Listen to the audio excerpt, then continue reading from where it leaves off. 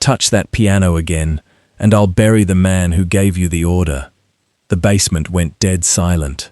At Vincent Moretti's feet lay a cracked red metronome, broken beside the only piano a blind 12-year-old girl had ever called hers. Brooklyn knew Vincent as the Butcher, a mafia boss whose name could destroy a family without a single gunshot.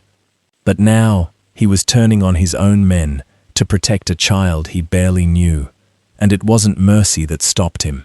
So what did Vincent recognize in that basement that made the most feared man in Brooklyn risk his entire empire? The first man through the basement door did not touch the piano. He stood beside it instead, one hand inside his coat, while the second man read from a folded sheet of paper as though the room belonged to the paper now. Denise Brooks kept herself between them and her daughter. The basement beneath the Bellwether Community Center had never been beautiful. The pipes along the ceiling sweated in winter. The paint near the floor had bubbled from old water damage. One fluorescent tube flickered whenever the furnace started.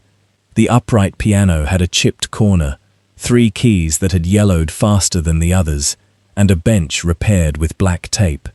Maya loved it anyway. She was still playing. Denise turned toward her. "Maya!" The girl did not stop. Her fingers moved carefully across the keys. Not fast, not frightened. She sat straight on the bench in a blue sweater, with one sleeve pushed higher than the other. Her dark braids had been tied back that morning, though several had worked loose near her cheek. The man with the paper looked at Denise. "Mrs. Brooks, we are not here to argue." His voice was polite. That made it worse. Dr. Claire Bennett stood near the storage shelves with both hands wrapped around a paper cup that had gone cold. She had taught in this room for nearly 6 years. She had seen families fall behind on rent, parents choose between lesson fees and groceries, students disappear because a bus route changed or a job ended. She had never seen men come for a piano. "This instrument belongs to the center," Claire said. The man glanced at the paper. Not anymore. Maya missed a note. Only one. Her left hand stopped for half a breath, found the chord again, and continued. The man nearest the piano looked down at her. "Kid." Maya kept playing. "Kid, you need to move." The music continued. Denise stepped forward. "She heard you." The man looked at Maya more carefully then, as if only now noticing the white cane folded beside the bench. His expression changed, not into kindness, into inconvenience. "We are going to need the area clear." Maya stopped. The last note settled into the basement and disappeared beneath the hum of the furnace. She turned her face slightly toward the voice. "Are you taking it before I finish practicing, or after?" No one answered at once. Claire lowered her cup. Denise closed her eyes for a moment. The man with the paper looked toward the door. That was when the room changed. No one announced Vincent Moretti. No one had to. The 2 men straightened first. Claire noticed that before she noticed him. Denise noticed the silence. Maya noticed the footsteps. Slow, measured, not heavy, but impossible to confuse with anyone who expected to be stopped. Vincent came down the narrow basement stairs, wearing a charcoal overcoat over a dark suit. He was taller than the men already in the room, and older than both of them, somewhere in his middle 40s, with black hair touched by grey at the temples, and a face that did not need anger to appear dangerous. Brooklyn knew that face. Restaurant owners knew it. Men who borrowed money knew it. Police officers knew it, though few admitted how well. Vincent Moretti had spent half his life building a name that could enter a room before he did. Some called him Wolf, others called him the Butcher of Brooklyn, never where he could hear them. The man holding the paper stepped toward him. "Mr. Moretti." Vincent looked past him, at Denise, at Claire, at the girl on the piano bench, then at the piano. "What is this?" The man held out the document. "Asset recovery. Bellwether Holdings transferred the debt last month. The center defaulted on the final extension." Vincent did not take the paper. "Who signed it?" The man hesitated. Marcus approved the action. Vincent looked at him. The hesitation became more visible. Who signed it? Dale Mercer. Vincent held out his hand. The paper was given to him. Maya listened to the sound of it opening. She had learned early that adults revealed themselves in small noises. A nervous person touched things twice. A liar often became too still. People who wanted to frighten others moved louder than necessary. The man who had just entered did none of those things. He read quietly. Maya turned slightly toward Claire.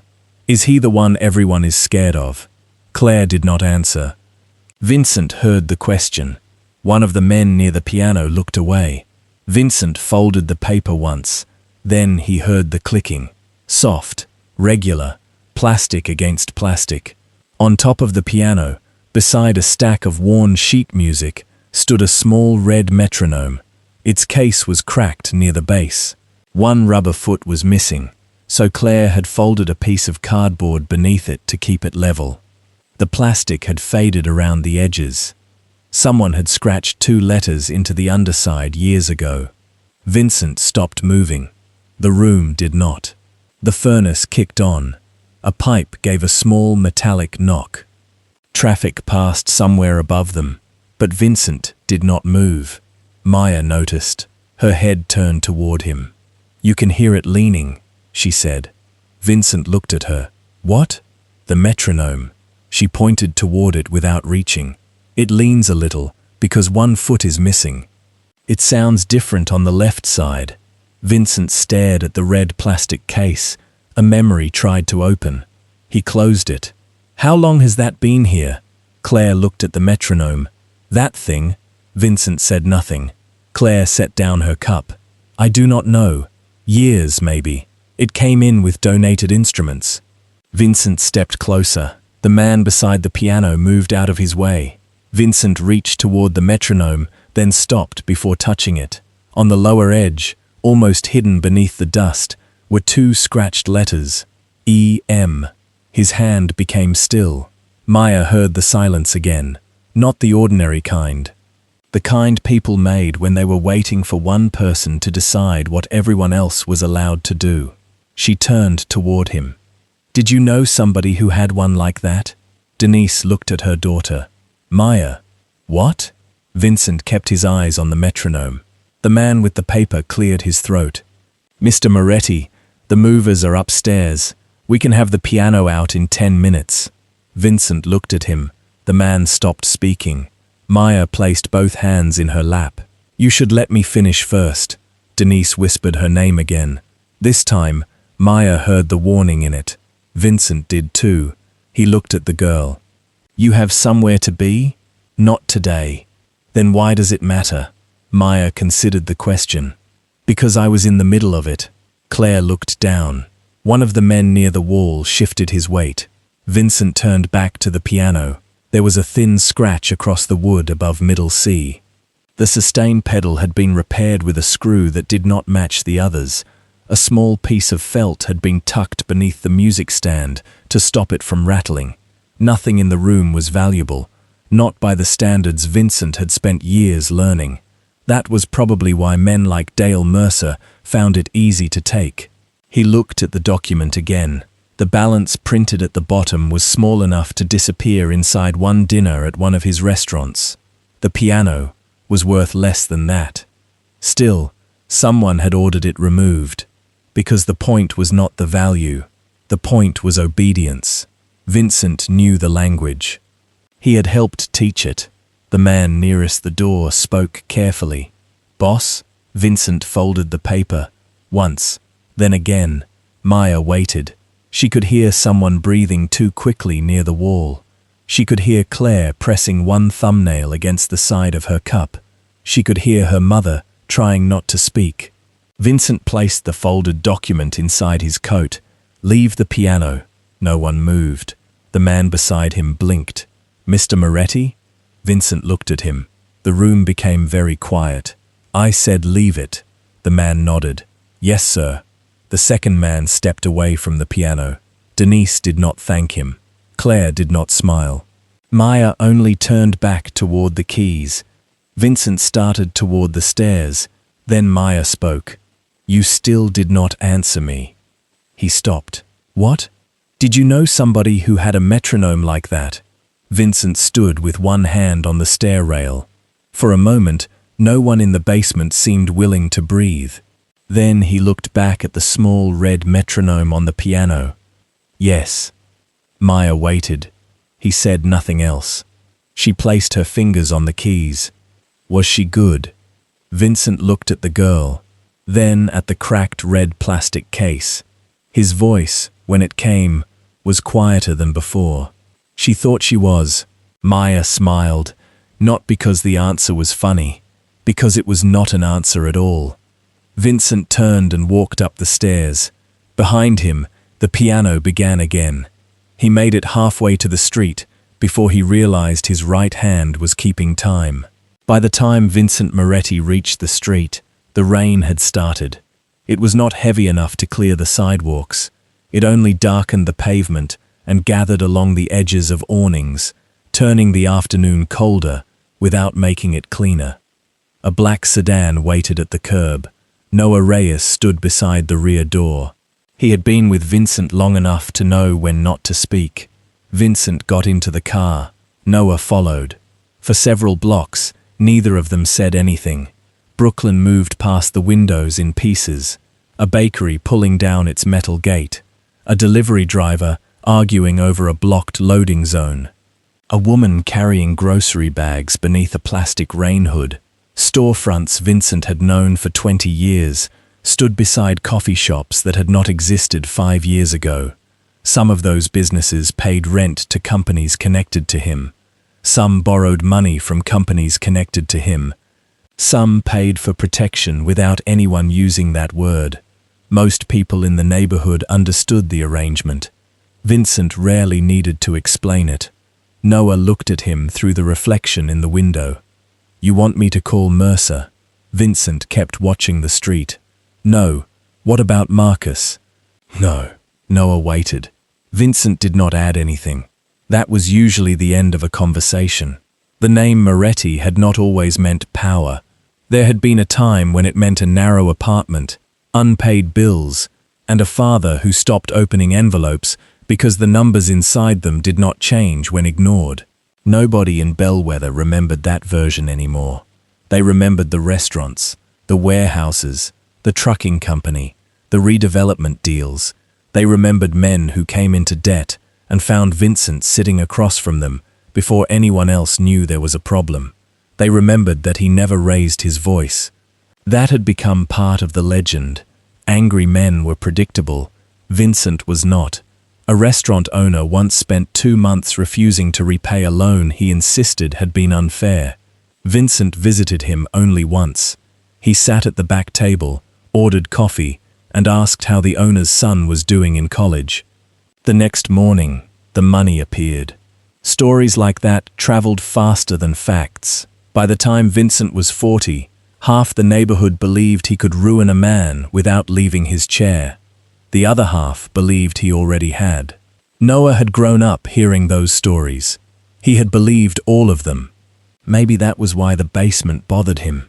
Vincent had looked at an old piano as if it had spoken. Noah finally said, "Mercer was following a valid order." Vincent turned his head. Noah chose his next words carefully. "I am not saying he should have taken it. I am saying the paperwork was clean." "Clean?" Noah heard the warning inside the single word. On the surface. Vincent looked forward again. The sedan turned onto Atlantic Avenue. "Find out who owns Bellwether Holdings." Noah frowned. "We do." Vincent looked at him. Noah corrected himself. "One of our companies does." "Which one?" "I would have to check." "Do that." Noah nodded. There were few things more dangerous inside the Moretti organization than not knowing who controlled something. The organization itself had grown too large for one man to hold every detail in his head. Vincent had once known every driver, every storefront, every loan. Then came the warehouses, then the trucking contracts, then real estate, then private lending, then holding companies that owned other holding companies, because lawyers said distance made things cleaner. Vincent had accepted the distance. Marcus Vale had built most of it. Marcus understood paperwork the way other men understood knives. He could take an ugly decision and give it a respectable name. A threat became enforcement, a seizure became recovery, a desperate borrower became a distressed account. Vincent had never objected to the language. Results mattered. The rest was detail. That was what he had told himself. At the Moretti Social Club, men stood when Vincent entered. The place had once been a neighborhood restaurant. Now it operated by invitation. Dark wood covered the walls. Old photographs of boxing matches and Italian weddings hung beside newer photographs of charity dinners. Vincent passed all of them without slowing. Marcus waited in the back office. He wore a navy suit and silver cufflinks. His hair was grey at the sides, carefully trimmed, his expression calm enough to suggest he had already considered every version of the conversation. "I heard there was confusion at Bellwether." Vincent removed his coat. "There was no confusion."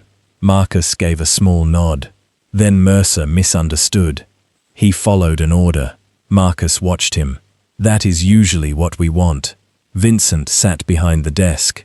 Marcus remained standing for a moment, then took the chair opposite him. "The center is behind on payments," Marcus said. The piano was listed as an asset, nothing unusual. "Who authorized the loan?" Marcus leaned back slightly. "Bellwether has several accounts. The Brooks account." Something changed in Marcus's face. Not much. A fraction of a pause. Vincent noticed. "I would need to pull the file." "Pull it." Marcus studied him. "Is this about the girl?" Vincent said nothing. Marcus smiled without warmth. "I am asking because people notice when you stop a collection personally." "I did not ask what people notice." "No." Marcus adjusted one cuff. "You rarely do." The office went quiet. Outside, someone laughed near the bar. A glass touched wood. Vincent looked at Marcus. "How long has Bellwether Holdings been using Mercer for seizures?" "Several years." "And how many accounts are attached to that property?" "I would need the records." "You seem to need a lot of records today." Marcus's smile disappeared. Vincent let the silence sit between them. That was another thing people misunderstood about his power. They thought it came from threats. Most of the time, it came from waiting. People filled silence when they became afraid of what it might contain. Marcus was better than most. He did not fill it. Finally, he said, "I will have everything sent over." "Tonight." Marcus stood. At the door, Vincent spoke again. "The piano stays." Marcus looked back. "For how long?" Vincent's eyes did not move. "Until I say otherwise." Marcus nodded once. Then he left. An hour later, Vincent stood alone beside the window. Below him, Bellwether moved through the rain. The neighborhood had changed, but not enough to hide what it remembered. People still knew which doors to avoid. They still knew which names opened others. Vincent had spent years becoming the man nobody could take from. Property, money, family, dignity. He had believed power was the answer to loss. He had believed that long enough to build an empire around it. On his desk, Noah had left a folder. Bellwether Holdings. Vincent opened it. The first pages were ordinary. Property ownership, maintenance costs, loans, transfers. Then he found the Brooks account. The original amount was smaller than he expected. The current balance was not. Vincent looked at the payment history, then looked again. There were fees layered over fees, charges with names he recognized, others he did not. He turned the page. More penalties, more adjustments. The debt had been paid down repeatedly. Yet somehow it had grown. Vincent sat very still. On another street, in another basement, a blind girl was probably still playing a piano his men had nearly taken. He thought of the cracked red metronome, the missing rubber foot, the letters underneath, E.M. His right hand rested on the desk. Without realizing it, his fingers began to tap. A slow rhythm, then another. He stopped. The office felt smaller than it had an hour ago. Vincent picked up the phone. Noah. The answer came immediately. Yes, boss. Bring me every account connected to Bellwether Holdings. There was a pause. All of them? Vincent looked at the Brooks file. Yes. Another pause. Then Noah asked the question nobody else in the organization would have asked. What are we looking for? Vincent looked down at a debt that had been paid and somehow had not ended. I do not know yet. That answer frightened Noah more than certainty would have. Vincent ended the call. For the first time in years, he looked at his own name printed across a company document and wondered how much had been done beneath it while he had chosen not to ask. Maya knew Vincent Moretti had returned before anyone told her.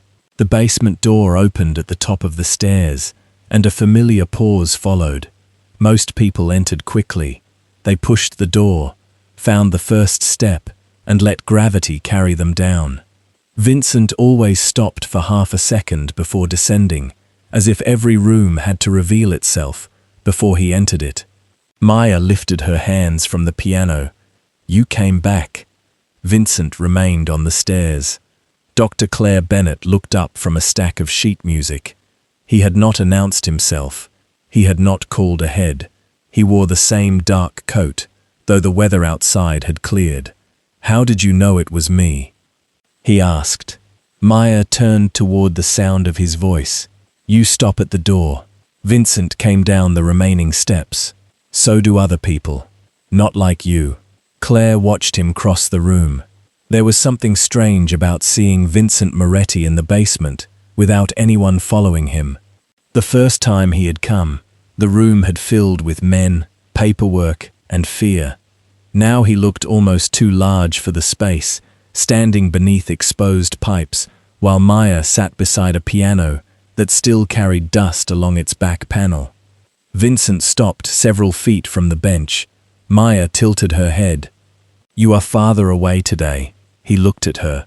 You can tell that too? The room changes. Vincent glanced at Claire. Claire gave a small shrug. She notices things. Maya smiled. People say that when they mean I notice things they wish I did not. Vincent almost smiled. Almost. He looked at the piano.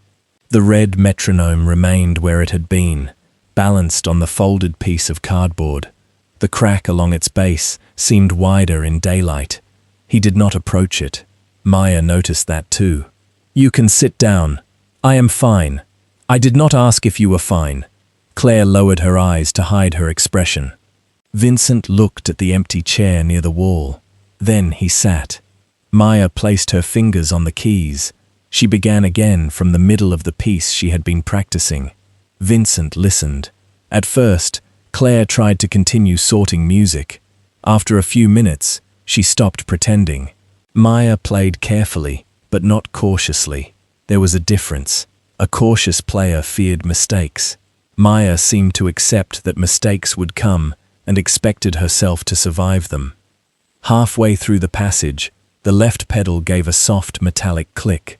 Vincent looked down. It happened again. Maya continued. A third time. Vincent said, "Stop." Maya's hands froze. Claire looked at him. Vincent stood and walked toward the piano. What? The pedal. Claire frowned. It has always made noise. That is not the problem. He crouched beside the lower panel. Maya turned her face toward him. Vincent pressed the pedal once with his hand. The click sounded again. Then he pressed more slowly. The movement caught near the middle. The linkage is slipping.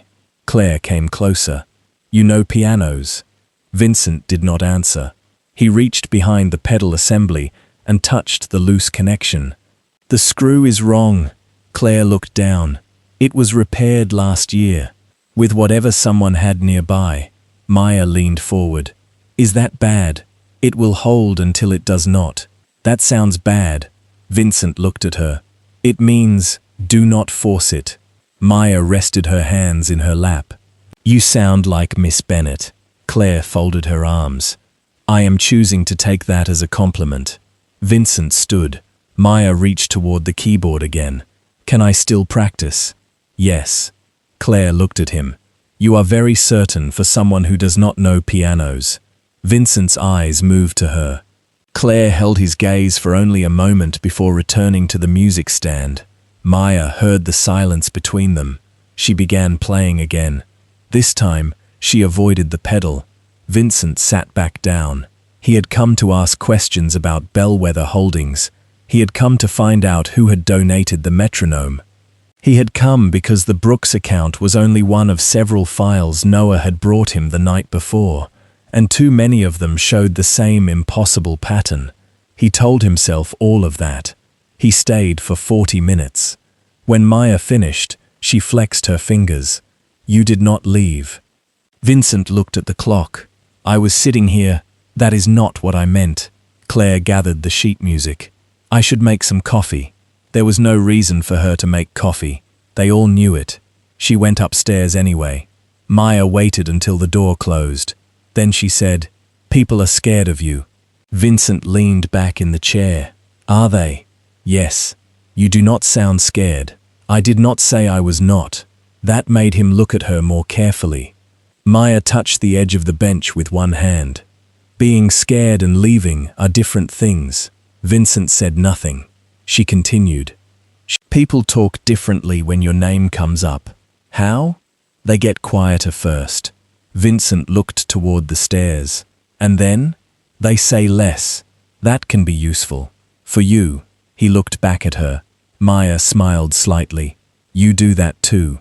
Do what? Say less. Vincent rested his hands on his knees. You ask a lot of questions. I cannot see people make faces when they do not want to answer. That must be convenient.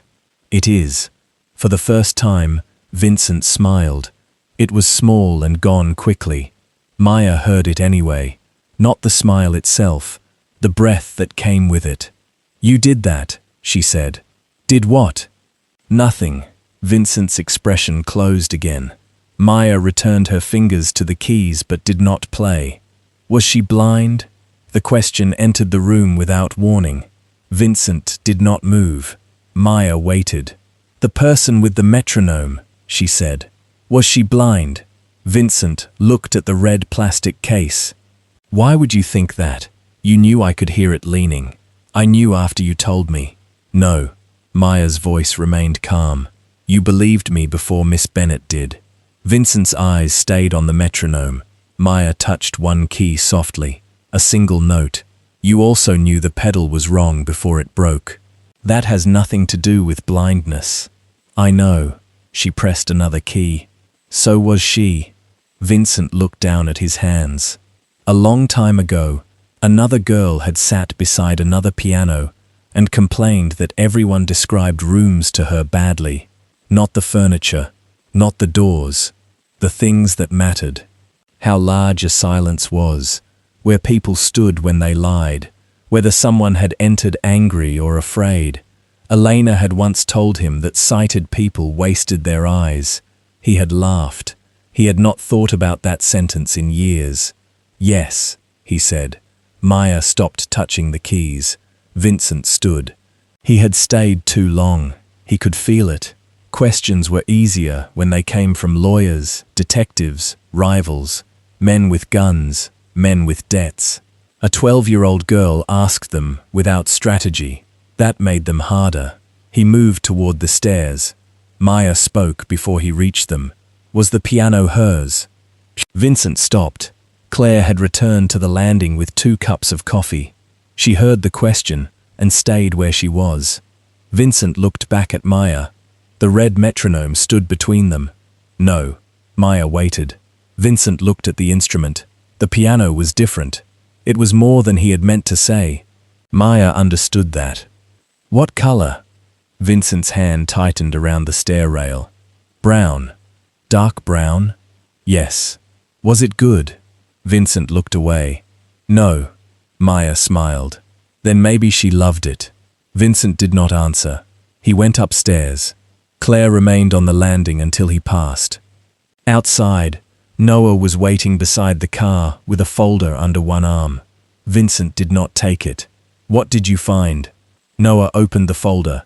Bellwether Holdings has been collecting through 4 different servicing companies. Same addresses, same clients, different fees. Vincent looked back at the basement entrance. Inside, Maya began playing again. Noah followed his eyes. You know her? Vincent turned toward him. No. The answer came too quickly. Noah noticed. Vincent noticed that Noah noticed. Neither man mentioned it. They got into the car. As the sedan pulled away, Maya continued playing beneath the street. For the first time in years, Vincent could hear a piano after he had already left the room. Noah brought the files to Vincent before sunrise. There were 12 of them at first. By 8 in the morning, there were 27.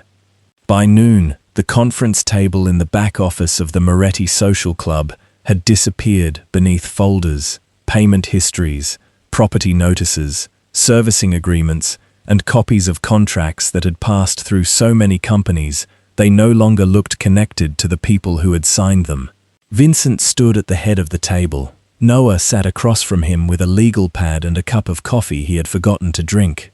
Neither man spoke for several minutes. The numbers did enough talking on their own. The Brooks loan had started as an emergency advance after Denise missed work for several weeks.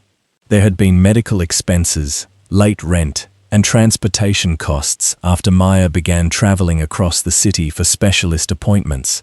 The original amount was difficult but survivable. The current balance was not. Vincent turned another page. Denise had paid regularly, some months late, some months in partial amounts, but she had paid. The balance should have gone down. Instead, each time it approached a manageable number, another charge appeared. Extension fee, account maintenance, risk adjustment, recovery preparation, processing, administrative review. The language changed. The result did not. The debt stayed alive. Noah leaned forward. I checked the first 3 servicing companies. Vincent kept reading. And they are registered separately, but the money ends up in the same place. Where? Noah slid a document across the table. Vincent looked at the company name.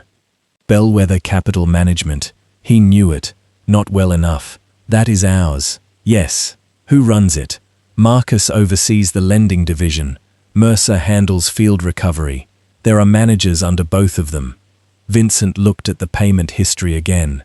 Who created this fee structure? I am still working on that. Vincent turned another page. A bakery on Fulton Street. A dry cleaner near the train station. A mechanic who had borrowed after a fire damaged his garage. Different businesses.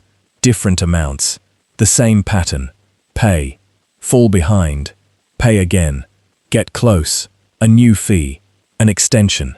A reset. The debt moved, but it never ended. Vincent tapped one line with his finger. This charge appears every 13 weeks. Noah looked down. Risk review. On 4 accounts. Noah checked another file. Then another. You are right. Vincent moved to the next page. This one is every 9 weeks. Different company, same amount. Noah frowned. Vincent reached for another folder. He did not need the pages arranged perfectly. Once he had seen the sequence, the pattern stayed. 13 weeks, 9 weeks, 13 again, 3 payments, a fee, 4 payments, an adjustment, 2 smaller payments, a penalty. Noah watched Vincent move from file to file. How are you keeping all of that straight? Vincent did not answer. His fingers rested against the table. Then they began to move. 2 taps. Pause. 4 taps. Pause. 4 again. Noah looked at his hand. Vincent stopped. What? Nothing. Noah. Noah sat back. You are counting them like measures. Vincent looked at the documents. He had not noticed. The habit was older than the organization, older than the warehouses, older than the first man who had ever called him boss. Elena used to make him help with practice when she was young. Not because he understood music better than she did. He did not. But she hated counting alone. She would play, and he would sit beside her with a pencil, tapping the rhythm against the wood whenever she rushed. Later, when their father stopped opening bills, Vincent began remembering due dates the same way. 3 short, 2 long, 4 even. He had never thought of it as a skill. It was simply how certain things stayed in his head. Vincent closed the file. "Get me the original agreements." "These are the originals." "No, these are servicing copies." Noah looked at the pages again. Vincent pointed to the footer. The formatting changed. Noah leaned closer. The difference was small. A different spacing near the signature line. A company name shifted higher on the page. A page number placed farther from the margin. "You think the terms were changed? I think I want to see what people actually signed." Noah stood. "I will get them. Do not ask Marcus." Noah stopped. Vincent looked at him. "Not yet." Noah nodded once. That was the first moment he understood. The problem might be larger than a bad department. He left through the back door. Vincent remained alone. The social club was quiet at that hour. The lunch staff had not arrived. Chairs rested upside down on tables in the front room. Somewhere behind the kitchen, an old refrigerator motor turned on and began to hum. Vincent opened the Brooks file again. Near the back was a copy of Denise's application. Occupation, home health aide, monthly income, dependents, emergency expenses. There was a handwritten note in the margin. Blind daughter, music program, limited recovery capacity. Vincent read it twice. The note was not written with sympathy. It was an assessment, a calculation of pressure. He turned the page. Another document listed assets connected to the community center: chairs, audio equipment, storage cabinets, the piano. Vincent sat back. The piano had never been valuable. That was not why it had been listed. It was something the borrower cared about. That made it useful. Vincent closed the folder. For years, men had told him that leverage was simply another word for understanding what mattered to someone. He had believed them. Sometimes he had said it himself. He stood and walked into the front room. One of the older photographs on the wall showed the neighborhood before half the buildings had been renovated. The picture had been taken at a street festival. Folding tables, paper plates, children with painted faces.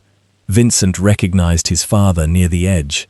Then he saw the building behind him, a narrow brick property with a faded pharmacy sign. Vincent stepped closer. The address was still visible beneath the photograph. He knew it, not because of the pharmacy, because of the company that had owned the building. He returned to the office. The oldest file Noah had found was still beneath the others. Vincent pulled it free. The paper was yellowed at the edges. The company name was different. The language was older, but the structure was familiar. Emergency loan, late fee, extension, collateral review. Vincent turned the page, then stopped. Moretti. The name sat near the top of the application, his father's name beneath it. Vincent did not move. The room seemed to lose its sound. He read the address, the old apartment. He read the original amount, then the later balance.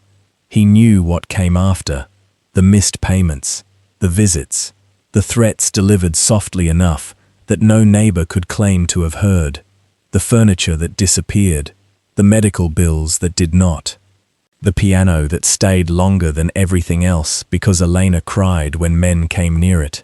Vincent looked at the company that had issued the loan. The company no longer existed. Its assets had been sold, then sold again, then absorbed. He followed the chain through the documents. One company became another. The ownership changed, the names changed, the contracts changed. But eventually, years later, the debt portfolio had become part of Bellwether Capital Management, his company. Vincent stared at the page. The system that had once entered his family's apartment had not disappeared. It had changed clothes. Then, somewhere along the way, he had bought it. The office door opened. Noah entered carrying a thin box. "I found the original agreements." Vincent did not look up. Noah set the box down. Then he saw the old file. "What is that?" Vincent turned the application toward him. Noah read the name. His expression changed. Vincent watched him understand. Neither man spoke. Finally Noah said, "You did not know." Vincent looked at the rows of folders covering the table. The baker, the mechanic, Denise Brooks, families whose names he had never heard, businesses whose payments had reached companies he owned. He thought about saying no. He thought about saying none of this had been brought to him. He thought about Marcus, managers, servicing companies, lawyers, layers of distance. All of it was true. None of it was enough. Vincent looked at Noah. "I did not ask." Noah lowered his eyes. Vincent opened the box of original agreements. The first contract belonged to Denise Brooks. He placed the servicing copy beside it. The difference appeared on the second page, a fee that had not existed when she signed. Then another, then another. Vincent felt something inside him become very still. "Make copies of everything," Noah nodded. "And Vincent?" It was rare for him to use the name. Vincent looked up. Noah touched the old Moretti file. "What do you want me to do with this one?" Vincent looked at his father's signature, then at the chain of companies leading from that old debt to his own empire. "Keep it with the others." Noah waited. Vincent closed the file. "It belongs there." Vincent did not return to the basement for 4 days. Maya noticed on the first. She noticed again on the second. By the third, she stopped asking Claire whether anyone had come by. On the fourth evening, she played badly on purpose. Not badly enough for Claire to stop her. Just badly enough to leave spaces where there should not have been spaces, to rush the parts that needed patience, and to let the final chord end before it had earned the silence after it. Claire closed the score. "You are distracted. I am experimenting." "With what?" "Disappointment." Claire looked at her. Maya smiled. The basement door opened. She stopped smiling. There was the pause. Half a second. Then the footsteps. Maya sat straighter. Claire noticed. Vincent came down alone. He carried nothing. No folder. No coat despite the cold. His suit jacket was unbuttoned, and there were shadows beneath his eyes that had not been there the week before. Maya turned toward him. "You took your time." Vincent stopped near the bottom of the stairs. Claire looked between them. "I am going upstairs." Maya frowned. "You always go upstairs when he comes. I have things to do upstairs. You make terrible coffee." Claire picked up her cup. "Then I should keep practicing." She passed Vincent on the stairs. Neither of them spoke. Vincent remained standing after the door closed. Maya touched the piano bench beside her. "You can sit." "I am fine. You always say that." Vincent looked at the chair against the wall, then at the piano. The red metronome stood where it always had, tilted slightly, cracked at the base, one rubber foot missing. The cardboard beneath it had been replaced with a folded piece of sheet music. Vincent walked toward it. Maya listened. This time he did not stop several feet away. He stood beside the piano, close enough to touch the metronome. For several seconds he did not. Then he reached down. His fingers closed around the faded red plastic. The object was lighter than he remembered. That surprised him. Some memories grew heavier with time. The things inside them did not. He turned the metronome over. The scratched letters were still there. E-M. One line of the E was crooked. The M had been cut too deeply. Vincent knew why. Elena had used the tip of a kitchen knife. She had been 13. Their father had shouted from the next room because she was scratching the table. Elena had laughed. Vincent had taken the knife from her and told her she was going to cut herself. She had called him dramatic. The memory came so cleanly that for a moment the basement disappeared. He was 17 again.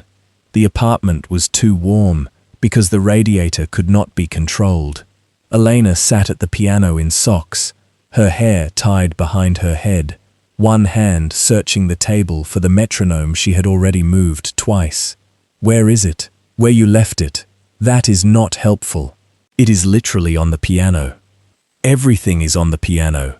Vincent had picked it up and placed it in her hand. She had smiled. See? Useful. He had rolled his eyes. Then she had started playing. Vincent blinked. The basement returned. Maya had not moved. You knew it. Vincent looked at her. It was not a question. He set the metronome down carefully. Yes. Maya waited. He said nothing else. She leaned one shoulder against the piano. You are very bad at explaining things. I have been told. By her. Vincent looked at the red plastic case. Yes. Maya nodded, as if that confirmed something. What was her name? Vincent did not answer immediately. He had said the name many times since Elena died. To lawyers, to priests, to men who attended the funeral, because Vincent Moretti had become important enough that grief attracted company. But saying her name there had been easy. It had belonged to the dead. Here, beside an old piano, and a girl who could hear people avoiding the truth, the name belonged to someone who had once been alive. Elena. Maya repeated it softly. Elena. Vincent looked toward the stairs. Maya heard the movement. You are going to leave now. I should. You always leave when I ask the good questions. Vincent looked at her. That depends on what you call good. The ones you do not answer. He almost told her she was too young to understand. The sentence reached his mouth and stopped there. He had heard people say it to Elena. Usually when they meant she had understood too much. Vincent sat in the chair. Maya turned back toward the piano. She was blind? Yes. Since she was born. Almost. What happened?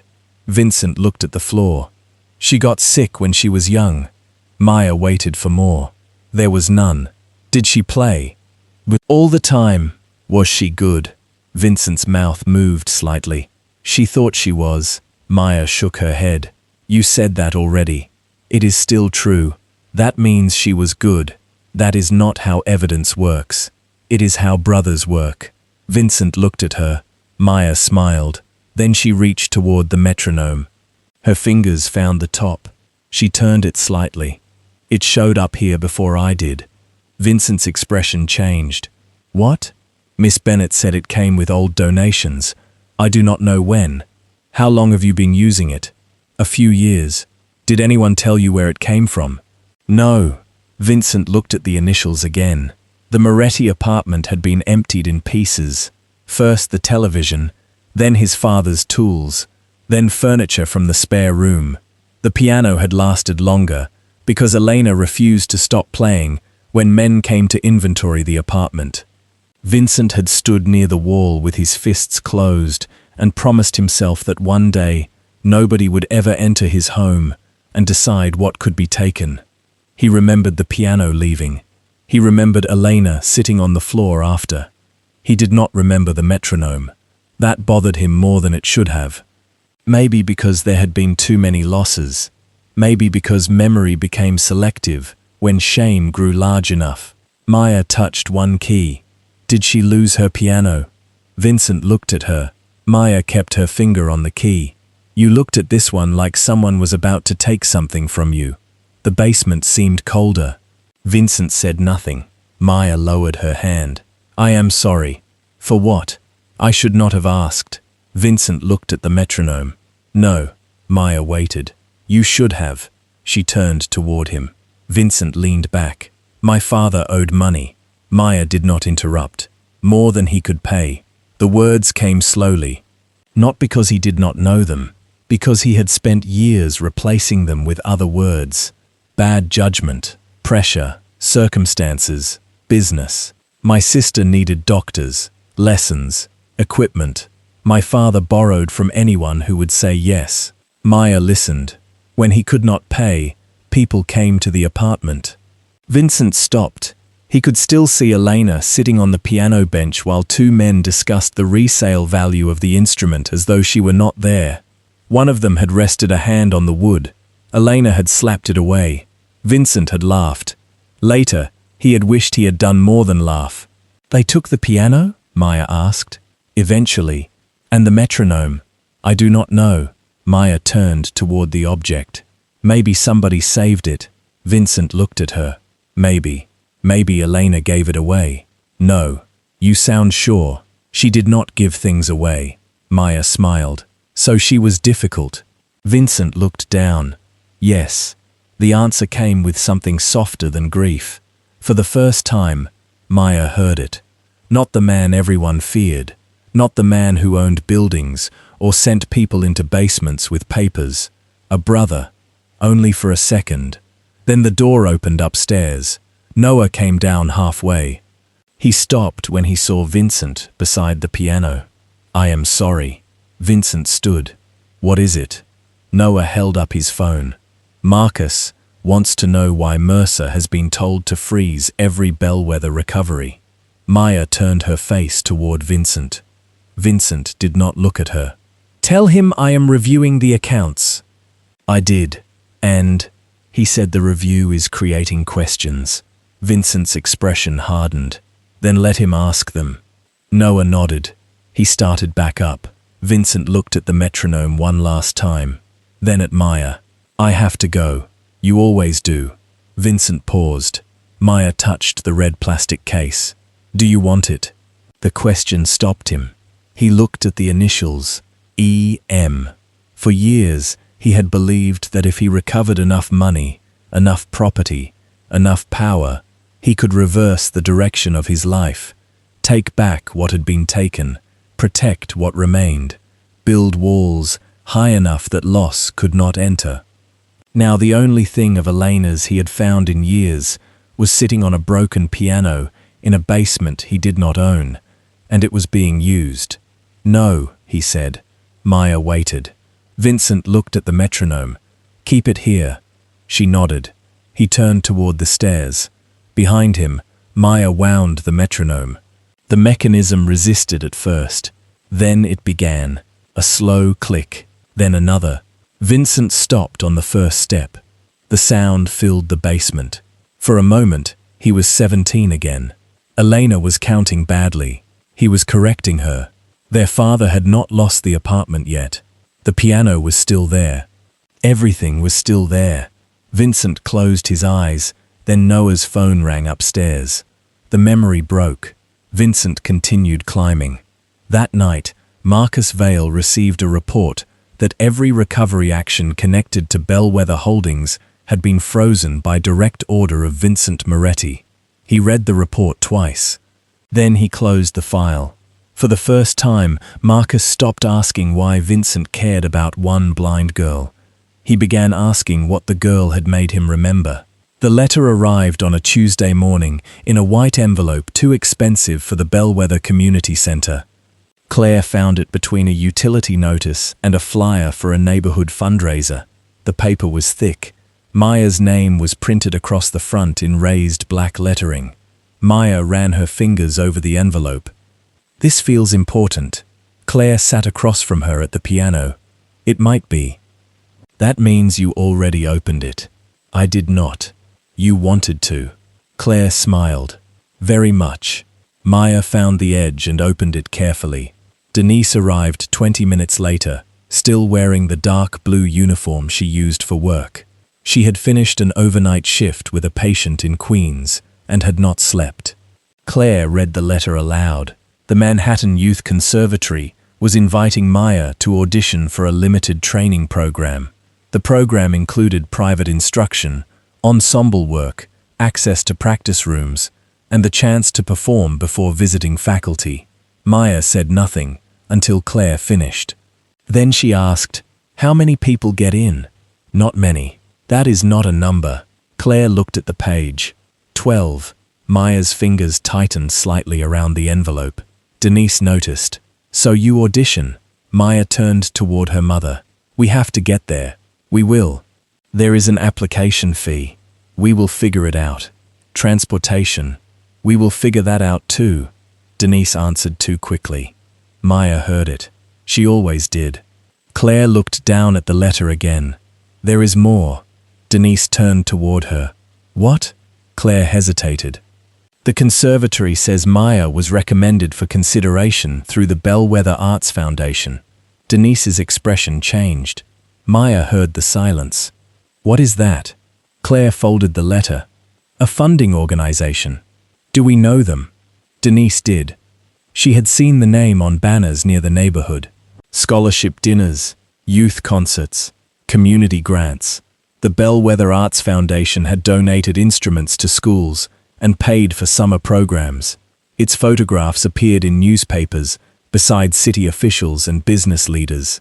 Its largest private donor was Moretti Development. Denise sat down. Is this Vincent? Claire shook her head. I do not know. Maya turned toward them. Why are you both doing that? Doing what? Denise asked. Talking around me. Denise exhaled. The foundation is connected to Mr. Moretti. Maya was quiet. Then she said, he said he did not send the letter. He did not say anything about it. That is different. Claire looked at Denise. Maya folded the envelope along the original crease. I still want to audition. Denise reached for her hand. I know. 3 days later, a representative from the Bellwether Arts Foundation arrived at the community center. Her name was Lydia Shaw. She wore a cream coat, carried a leather folder, and spoke in the careful tone of someone trained to make generosity sound professional. She met with Denise, Claire, and Maya in the upstairs office. The room was too small for the meeting. That seemed to bother Lydia more than she let on. She placed the folder on the desk. The foundation was very impressed by Maya's preliminary recordings. Maya sat beside her mother. Who recorded me? Claire shifted in her chair. I sent one performance clip months ago for a local scholarship list. Lydia smiled. That clip made its way to the right people. Maya turned toward the sound of her voice. Which people? The people who can help. Denise looked at the folder. What kind of help? Lydia opened it. Full audition costs, transportation, private coaching before the conservatory review. If Maya is admitted, the foundation is prepared to support tuition and related expenses. Denise stared at her. All of it? All of it. Maya's hand moved along the edge of her chair. Claire asked, what are the conditions? Lydia's smile remained. Standard scholarship terms. She slid several pages across the desk. Denise picked them up. The first page looked simple. Educational support, performance opportunities, media development. Then the language changed. Exclusive representation for public appearances, foundation approval for commercial performances, rights to recorded material produced during the sponsorship period, participation in fundraising events, a percentage of future earnings connected to opportunities arranged by foundation partners. Denise read the same paragraph twice. How long is this agreement? Lydia folded her hands. The initial term is 7 years. Maya turned her face toward her mother. 7? With renewal options. Claire reached for the document. These are not scholarship terms. They are opportunity terms. Claire looked up. Maya is 12, which is why she needs adults protecting her future. Denise's eyes hardened. I am protecting her future. Lydia did not react. Of course. The word was soft. That made it worse. She looked at Denise's uniform, at the tiredness beneath her eyes, at the cracked phone on the desk beside her. Then she looked back at the contract. The foundation simply has resources that most families do not. Maya heard the shift in the room. Her mother became very still. Claire stopped turning pages. Lydia continued. No one is questioning your commitment, Mrs. Brooks, but talent requires structure, travel, training, legal support, professional relationships. Denise placed the contract on the desk. And if we say no, Lydia paused. You are free to say no. Maya spoke. Then why do you sound like we should be scared to? No one answered immediately. Lydia turned toward her. I am sorry. You said we are free to say no. Yes. But you said everything we cannot afford first. Denise looked at her daughter. Maya continued. So I am asking why. Lydia adjusted the edge of the folder. This is a serious opportunity. I know. Many young musicians would be grateful. Maya's expression did not change. I am grateful. Lydia relaxed slightly.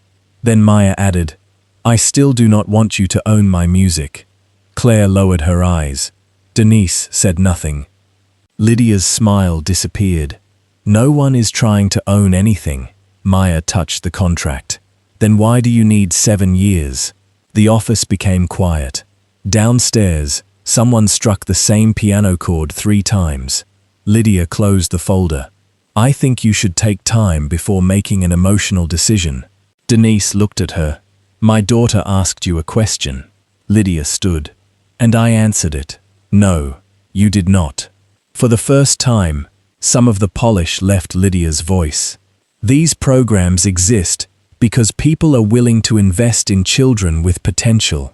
Maya turned toward her. Children are not investments. Lydia looked at Claire. Claire looked back. This time she did not look away. Lydia gathered the papers. The offer will remain open until the end of the week. Denise stood. We do not need the week. Maya reached for her mother's wrist. Denise stopped. Maya faced Lydia. I want the audition. Lydia nodded. Then this is the best path. No. Maya's voice stayed calm. I want the audition without this. Lydia held the folder against her chest. That may not be possible. Maya nodded once. Then I will find out. Lydia left without shaking anyone's hand. By the time she reached the sidewalk, Marcus Vale already knew. He listened from his office while Lydia explained the refusal. He asked only 3 questions. Did Denise sign anything? No. Did Claire interfere? Yes. Did Maya understand what she was refusing? Lydia hesitated. Yes. Marcus ended the call. Across the desk, Vincent sat with a stack of bellwether account files. He had come to discuss the lending records. Marcus closed his phone. The Brooks girl turned down the foundation. Vincent looked up. What foundation offer? Marcus studied him. You did not know? No. Marcus leaned back. That surprises me. Vincent waited. Marcus explained the audition, the scholarship package, and the contract. He described it as a development agreement. Vincent listened without interrupting. When Marcus finished, he asked, Who approved it? I did. Why? Because she has talent. That is not what I asked. Marcus adjusted his cuff. The foundation needs visible success stories. She needs money. It is a fair exchange. Vincent looked at him. She is 12. Her mother signs. She refused. Marcus's expression hardened slightly. People refuse things they do not understand. Vincent closed the file in front of him. Or they understand them. Marcus waited. Vincent's voice remained quiet. What happens if she refuses? Nothing. Vincent looked at him. Marcus exhaled. The foundation withdraws support. And the audition? That depends on who is paying. Vincent stared at him. There it was. Not a threat. Not in the way Marcus would describe it. Just a structure built so that saying no became expensive. Vincent had seen that structure before. He had used it before. A loan, a favor, protection, access. The words changed. The principle did not. Marcus leaned forward. She has an opportunity most children would never see. So she owes you. She owes the foundation cooperation. Vincent said nothing. Marcus mistook the silence for hesitation. We are not taking anything from her. We are giving her a future. Vincent looked at the bellwether files spread across the desk. People had said the same thing about loans, about protection, about every arrangement where the powerful defined gratitude for the desperate. Marcus continued. She is a child. Her mother is exhausted. Bennett is sentimental. Someone has to make the adult decision. Vincent looked up. No. Marcus stopped. Vincent's voice did not change. She said no. Marcus stared at him. This is business. She said no. For several seconds, neither man moved. Then Marcus sat back. You are letting one girl complicate things that were working perfectly well before she appeared. Vincent looked at the files. No. He rested one hand on the Brooks account. She is making me look at how they were working. Marcus's face became still. Vincent stood. The contract is dead. You cannot run an organization by allowing it at the door. He stopped. That is exactly what people at the top say when the terms only work for them. Then he left. Marcus remained alone. For the first time in 20 years, Vincent Moretti had rejected one of his recommendations without offering another solution. That was not what worried Marcus. What worried him was the reason. The girl had refused, and Vincent had listened. Marcus waited until the club was empty before asking Vincent to come upstairs. Noah noticed the timing. He said nothing. The dining room had closed an hour earlier. Chairs stood upside down on tables. The kitchen lights were off. Rain moved softly against the front windows, and the only sound came from the old heating pipes behind the walls. Marcus was waiting in the private office with a glass of whiskey he had not touched. Vincent entered alone. You wanted to talk. Marcus looked at the chair across from him. Vincent remained standing. Marcus gave a small breath through his nose. The foundation contract is gone. Yes. The bellwether recoveries are frozen. Yes. Mercer has been told not to act without your direct approval. Yes. Marcus looked at him. And now Noah is requesting original lending files from companies he has never heard of. Vincent said nothing. Marcus lifted the glass, then set it down again. You are making people nervous. They should know where the money comes from. They know where it comes from. No. Vincent stepped closer to the desk. They know where it arrives. Marcus watched him carefully. There had been a time when they could speak without measuring every sentence. They had built too much together for politeness. Marcus had found Vincent when he was still young enough to believe rage was a strategy. He had taught him which men could be bought, which could be frightened, and which had to be allowed to destroy themselves. Vincent had learned quickly. Too quickly. That was why they were still alive. Marcus opened a drawer and removed a folder. He placed it on the desk. The Brooks account. Vincent looked at it. I have seen it. Then you know Denise Brooks accepted the terms. She did not accept the terms that were added later. Marcus leaned back. That is a matter of interpretation. It is a matter of paper. Paper is always interpretation. Vincent looked at him. Marcus continued. You are acting as if someone forged her signature. Did they? No. Then why are the original terms different? Marcus was quiet. Vincent waited. The silence stretched. Finally, Marcus said, the loans were transferred. That does not answer the question. The servicing structure changed. Still not an answer. Marcus's expression hardened. You have spent 20 years asking me to make difficult things work. I made them work. Vincent did not move. Marcus pointed toward the files. You wanted capital without banks. You wanted businesses dependent on us, instead of institutions that could freeze us out. You wanted people to understand that Moretti money came with consequences. I did. And now you are surprised there are consequences. Vincent looked at him. No. His voice was quiet. I am surprised I stopped asking who paid them. Marcus stared at him. For a moment, neither man spoke. Then Marcus stood. This is about Elena. Vincent's face changed. Only slightly. Marcus saw it. That girl downstairs. The piano. The metronome. Whatever she reminded you of, you are letting it interfere with decisions you used to understand. Vincent took one step forward. Do not use my sister to explain your books. Marcus did not retreat. I am trying to explain you. You cannot. I have been doing it for years. The room went still. Marcus lowered his voice. You think I do not remember. Vincent looked at him. I remember the hospital bills. I remember your father hiding from collectors. I remember you sleeping in a car outside a warehouse because you were afraid to go home without money. Vincent said nothing. Marcus continued. I remember why you wanted power. That was the problem. Vincent remembered too. He had been 19 when Elena's condition worsened. Their father was already buried beneath debt. Every week brought another envelope, another phone call, another man at the door pretending the conversation was business. Vincent had begun carrying cash home in small amounts. At first, Elena asked where it came from. Then she stopped. Maybe she knew.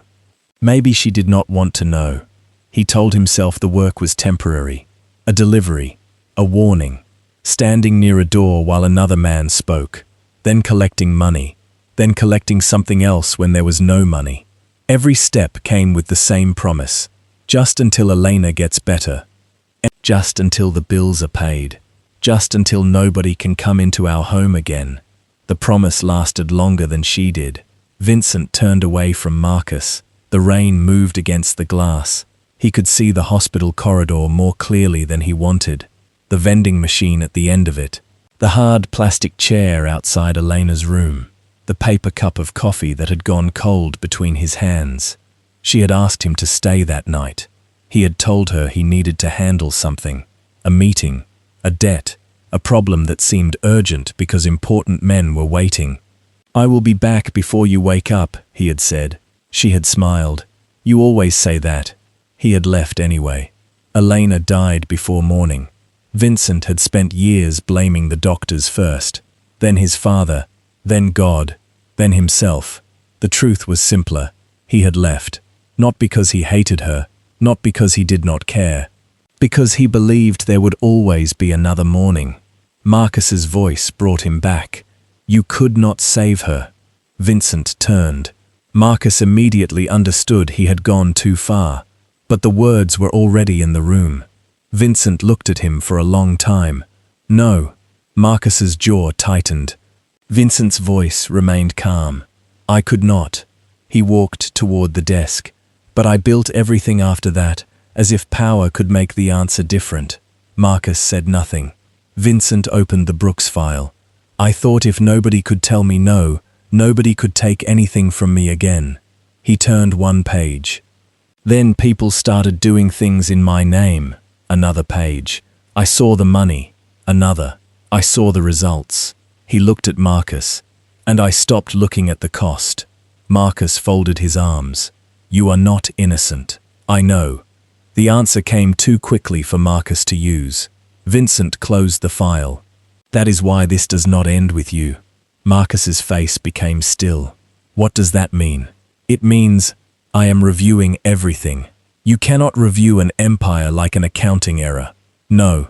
Vincent looked around the office. "You dismantle what should not survive."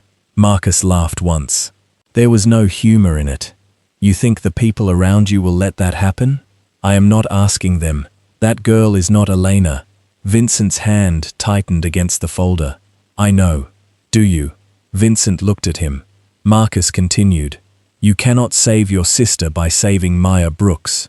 Vincent was silent for several seconds. Then he said, "Maya does not need to be Elena for what happened to her to be wrong." Marcus had no answer ready. That was rare.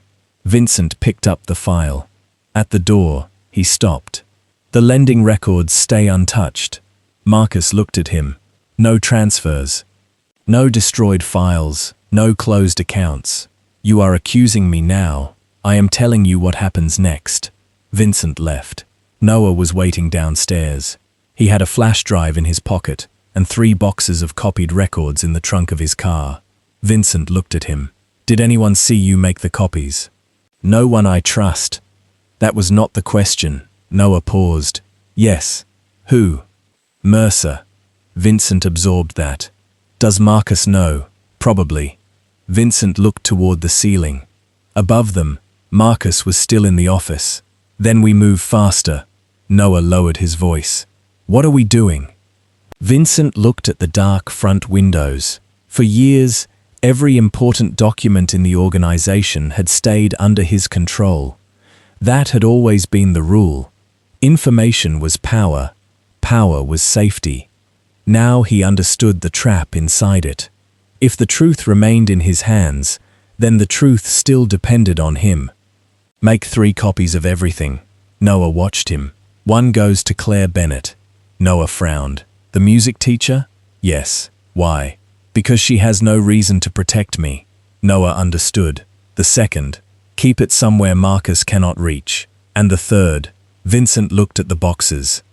He thought about police, prosecutors, lawyers. He thought about prison. He thought about men who would disappear the moment the organization weakened.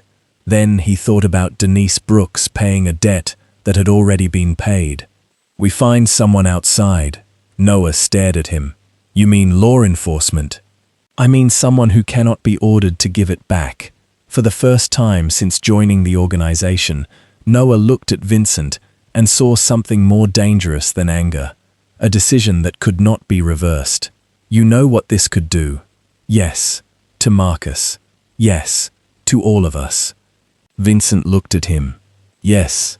Noah lowered his voice. And to you. Vincent did not answer immediately. Then he said, especially me. The next afternoon, Vincent went to the basement. He stopped outside the door. Maya was playing. He did not enter. He stood on the other side and listened. The red metronome clicked beneath the music. Steady, patient. Maya reached the end of the piece and stopped. For a moment, there was silence. Then her voice came through the door. You can come in. Vincent looked at the handle. He did not move. Maya waited. You always stop there. Vincent closed his eyes. Years earlier, Elena had asked him to stay. He had left. Now another girl was asking him to walk through a door. Not because she needed a replacement brother. Not because he could repair the past. Because he was standing there. That was all. Vincent opened the door. The basement was quiet when Maya arrived. That was the first thing she noticed. Not empty, quiet. There was a difference. An empty room had its own shape, pipes settling, air moving through vents, the small echo of a cane touching concrete, a chair waiting where someone had left it. This silence felt occupied. Denise stopped at the bottom of the stairs. Claire stood beside the piano with both hands pressed against the edge of the music stand. Two men were already in the room. Neither of them belonged there. Maya folded her cane. Who is here? Denise did not answer immediately. One of the men did. Miss Brooks, we need you to stay away from the piano. Maya turned toward his voice. She knew him, not his name, his breathing.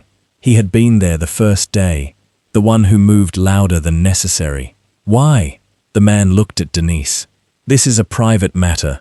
Maya tilted her head. It is my piano lesson. Claire stepped forward. No one is touching the instrument until Mr. Moretti gets here.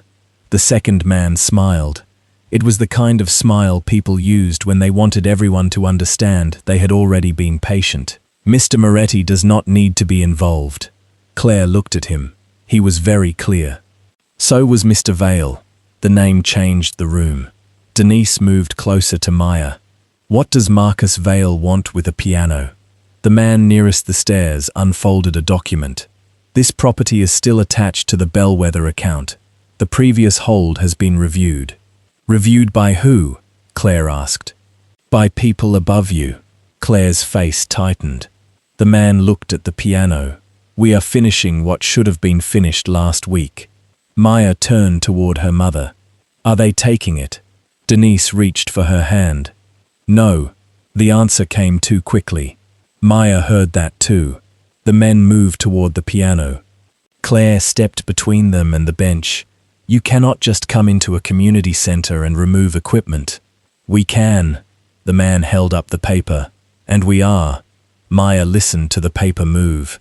That sound had begun to mean something different to her. At first, paper meant school, music, bills her mother folded when she thought Maya was not paying attention.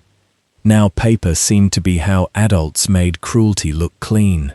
She moved toward the piano. Denise caught her arm. Maya, I need my music. You do not. I do. The men stopped. The first one looked uncomfortable. The second did not. Let her get it. Maya walked toward the bench. Her fingers found the edge, then the keys, then the stack of sheet music. The red metronome stood to the right. She reached for it. The man beside the piano lifted the music stand. The sudden movement struck the side of her hand. The metronome fell. It hit the floor once. Then again. The sound was small, plastic, sharp, wrong. Maya froze. Claire looked down. The red casing had split farther along the old crack. A small piece had broken away near the base. No one moved. Then Denise said, very quietly, "Do not touch anything else." The man nearest the piano looked at her. "Mrs. Brooks." "No." Her voice stayed low. "You came in here with paper and acted like that meant nothing in this room belonged to anyone." The second man bent toward the metronome. Maya stepped forward. "Leave it." He stopped. Not because of her. Because footsteps sounded on the stairs. Fast this time. No pause. Vincent entered the basement with Noah behind him. The room changed before either man spoke. The two men near the piano straightened. Claire stepped back. Denise did not. Vincent looked at the room, then at Maya, then at the floor. He saw the metronome. For 1 second, the expression left his face completely. No anger, no command, nothing. That frightened Noah more than rage would have. Vincent walked toward it. The man who had moved the music stand spoke first. "Boss, we were following Vale's authorization." Vincent crouched. He picked up the broken piece of red plastic, turned it over. The letters were still there. E.M. The split ran through the lower edge now. His thumb rested against it. Noah watched Vincent's hand close around the piece. The man beside the piano kept talking. Mercer said the hold was temporary. Mr. Vale cleared the recovery. Vincent stood. "Did I?" The man stopped. Vincent looked at him. "Did I clear it?" "No." "Then why are you here?" The second man answered. Mr. Vale said the organization could not pause every time someone became emotional. Claire looked down. Denise became very still. Maya listened. Vincent turned toward the voice. "Who said that?" The man swallowed. "Mr. Vale." Vincent looked at the piano, at the paper, at Maya's hand still resting near the keys. Then he looked at the men. "Leave." Neither moved. The first one spoke carefully. "Boss, we have an order." Vincent held out his hand. The paper was given to him. He read it. Then he tore it once. Only once.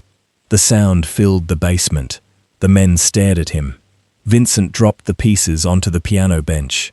"You had an order." The second man looked toward Noah. Noah did not help him. Vincent stepped closer. "Leave." This time they moved. At the stairs, the first man stopped. "What do we tell Mr. Vale?" Vincent looked at him. That he should have come himself. The men left. The door closed above them. No one spoke. Vincent looked at the metronome in his hand. Maya turned toward him. "Is it broken?" Vincent looked down. More than before. "Can it be fixed?" He did not answer. Maya reached out. Vincent placed the broken piece in her hand. Her fingers moved over the edge. She felt the new split. "I am sorry." Vincent looked at her. "For what?" "It was yours." "No." Maya waited. Vincent looked at the piano. "It was hers." "That is not what I meant." He understood. Maya closed her fingers around the broken plastic. "They broke it because of me." Vincent's expression changed. "No." His answer came harder than he intended. Maya did not flinch. Vincent lowered his voice. "They broke it because men thought they had the right to enter a room and take what mattered." Denise looked at him. The words hung there. Vincent heard them too. Not just about Marcus. Not just about the men who had come today. About years. About homes. Businesses. Families. About every room where his name had arrived before Mercy did. Noah reached into his coat. "Vincent." He held out his phone. A message waited on the screen. "Marcus, you need to decide whether you are running an organization or apologizing for one." Vincent read it, then handed the phone back. "What do you want me to say?" Noah asked. Vincent looked at the basement. Claire, Denise, Maya, the damaged piano pedal, the torn seizure order, the broken metronome. Nothing. Noah frowned. Vincent looked at him. Move the records. Noah's face changed. All of them? All copies. Now? Now. Denise looked between them. What records? Vincent turned toward her. For the first time since entering, he seemed uncertain. Not weak, uncertain. It was almost more shocking. The ones connected to your loan. Denise stared at him. And others. How many? Vincent said nothing. Denise understood enough. Her hand dropped from Maya's shoulder. How many? I do not know yet. She laughed once. There was no humor in it. You own the companies. Yes. You own the debt. Yes. And you do not know. Vincent looked at her. No. The truth landed harder than an excuse would have. Denise stepped closer. My daughter was almost used to sell a foundation. Vincent said nothing. My debt kept growing. Still nothing. Your men came into this room twice. Vincent looked at the torn paper. Yes. Denise's voice shook now. Not from fear. Then do not stand there like stopping them today makes you different from the man who sent them the first time. Noah looked away. Claire did not. Maya stayed still. Vincent took the words without moving. Denise waited for anger. It did not come. Instead, Vincent said, "You are right." The room went quiet. Denise looked at him as if the answer had taken something from her. She had been ready to fight denial. Acceptance left nowhere easy to put the anger. Vincent turned to Noah. Claire gets one set. Claire blinked. Me? Yes. Why? Because you are not mine. Claire stared at him. Vincent continued. Another copy goes somewhere Marcus cannot reach. Noah nodded. And the third? Vincent looked at Denise. Outside. She understood. You mean police? Maybe. That does not sound certain. It is not. Denise folded her arms. Then what is? Vincent looked at the red plastic piece in Maya's hand. That the records leave my control. Noah watched him. That was the sentence. Not the order to stop the seizure. Not the torn paper. That. For as long as Noah had known him, Vincent believed control was the answer to danger. Now he was giving away the one thing that could destroy him. Claire stepped toward the desk. If you give me copies, Marcus will know. Yes. He could come after the center. Yes. Maya. Vincent looked at her. No. Claire held his gaze. You cannot promise that. Vincent's jaw tightened. No. The answer was quieter this time. I cannot. Maya turned toward him. Then what can you promise? Vincent looked at her. No one else spoke. Finally he said, that I will not hide the truth to protect myself. Maya held the broken piece of the metronome. That is not the same as protecting us. No. Is it enough? Vincent looked around the basement. No. Maya nodded. At least the answer was honest. Noah's phone rang. He checked the screen. Marcus. Again. Vincent looked at him. Do not answer. Noah silenced the call. A second later, another message appeared. Then another. Noah read them. His expression changed. What? Vincent asked. Noah looked up. Marcus knows about the copies. The room became still. How? I do not know. Vincent looked toward the stairs. The men had left only minutes earlier. Too quickly. Marcus had been waiting for something. Maybe not this, but something. Noah lowered his voice. He says every company account is being locked down. Vincent's eyes hardened. Can he do that? He controls the financial side. For now. Noah looked at him. Vincent turned toward Claire. Take Maya and Denise somewhere else tonight. Denise immediately shook her head. No. Vincent looked at her. You need to leave. You do not get to decide where we go. He stopped. She was right again. Denise continued. You can tell me what the danger is. Then I decide. Vincent looked at Noah, then back at her. Marcus knows. I am moving evidence. Denise's face changed. He thinks you are turning on him. I am. The simplicity of it silenced everyone.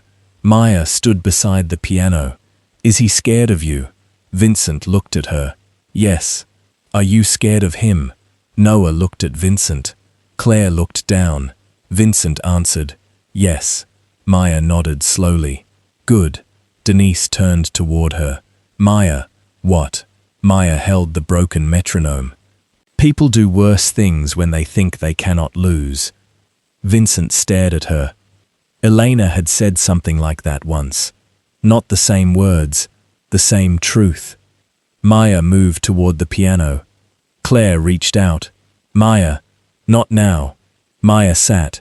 She placed the broken red metronome on top of the instrument.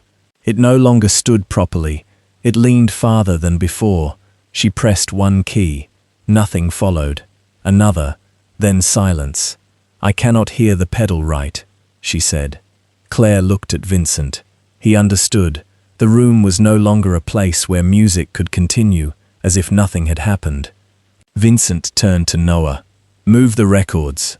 Noah nodded. This is it then. Vincent looked at the basement door. At the room his men had entered. At the girl, whose future had become leverage inside his own organization. At the evidence that could dismantle what he had spent half his life building. Yes. Noah waited. Vincent's voice stayed calm. This is it. Above them, somewhere on the street, a car door slammed. No one in the basement knew yet whether it belonged to Marcus. For the first time since Maya had begun practicing there, no one touched the piano. The basement stayed silent. Maya went to the audition the next morning. Denise had wanted to postpone it. Claire had suggested asking for another date. Noah had said nothing at all, because he understood by then that Maya did not like decisions being made around her. Maya listened to all of them. Then she put on her coat. I am going. Denise stood beside the apartment door with both arms folded. Maya, I know. You do not know. I know enough. Denise looked tired. She had slept less than 2 hours.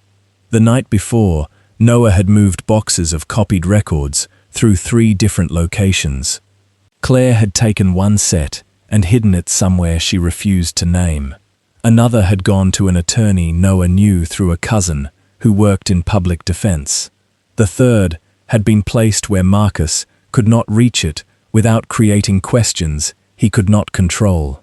Vincent had disappeared before dawn. No one knew where he was. That was the part Denise liked least. Maya found her cane. If I stay home because of them, then they still decided. Denise looked at her daughter. The anger in her face softened. Not enough to become agreement. Enough to become understanding. They left together. The Manhattan Youth Conservatory occupied a building of glass, stone, and silence. Its lobby was larger than the entire Bellwether Community Center. Maya heard shoes crossing polished floors. Voices dropped as they approached the registration desk. Somewhere above them, a violin was being tuned. Claire met them near the entrance. You came. Maya smiled. You sound surprised. I was trying not to be. That is different. Claire handed Denise a visitor badge. Maya did not need one. Her name was already on the list. That felt strange. For most of her life, adults had asked for proof before allowing her into places. Now someone behind a desk said her name before she did. Maya Brooks. She turned toward the voice. A young administrator approached. We are ready for you in about 20 minutes. Okay, you can warm up in Studio 3. Maya nodded. The administrator hesitated, then lowered her voice.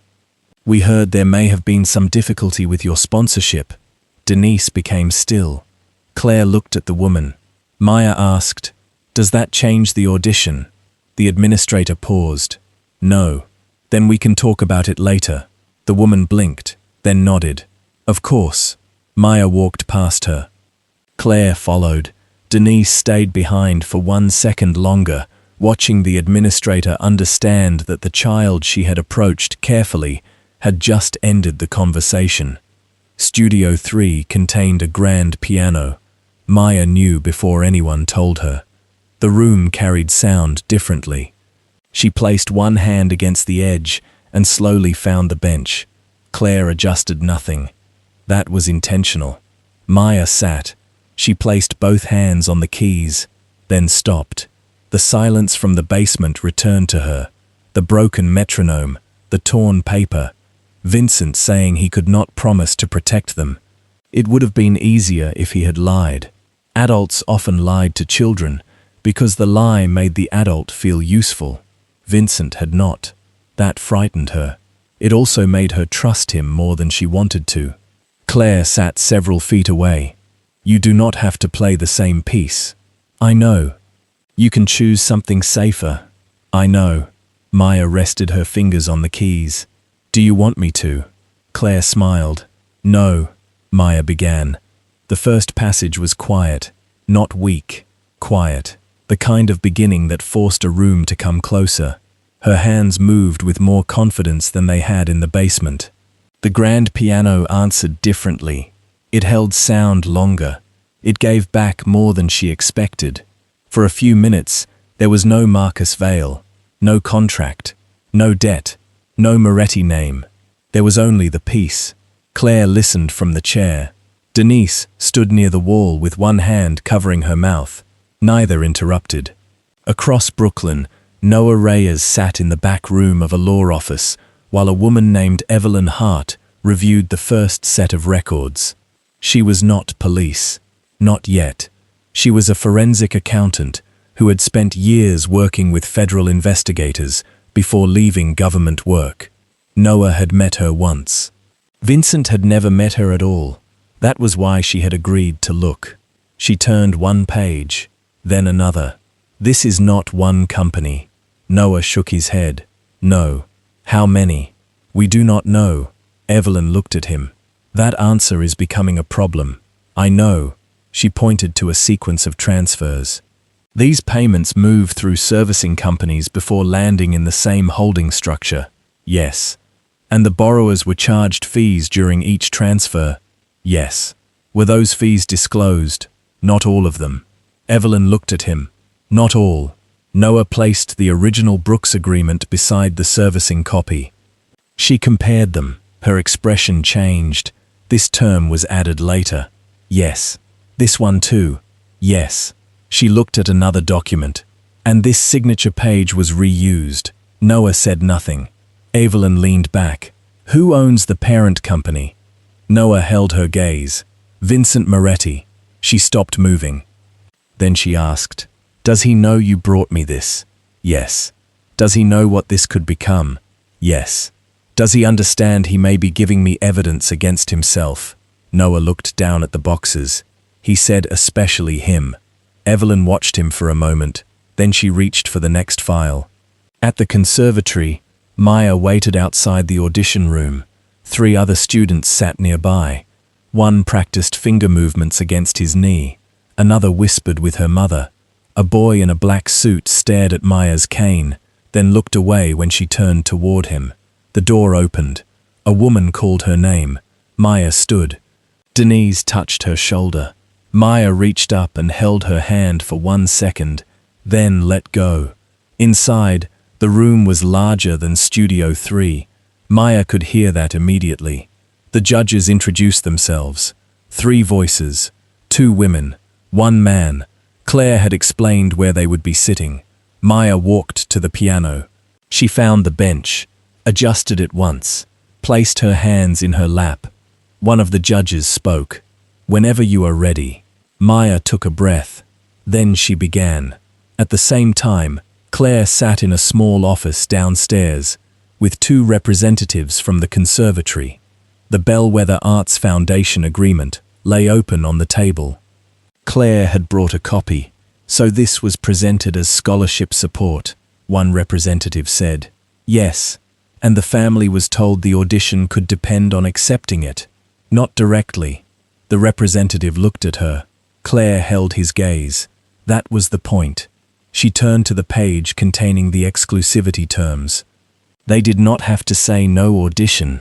They only had to make Maya believe every path to the room passed through them. The second representative read silently. Claire waited.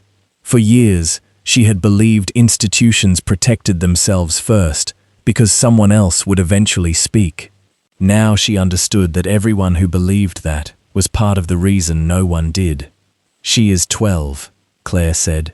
The representative nodded. "We see that." "No." Claire looked at both of them. "You see it now." Upstairs, Maya reached the most difficult passage. Her left hand slipped. One note landed wrong. She heard it. So did the room. She did not stop. The next phrase came cleaner. Then the next. She did not chase the mistake. She let it remain behind her. In the law office, Evelyn Hart found the pattern Vincent had seen.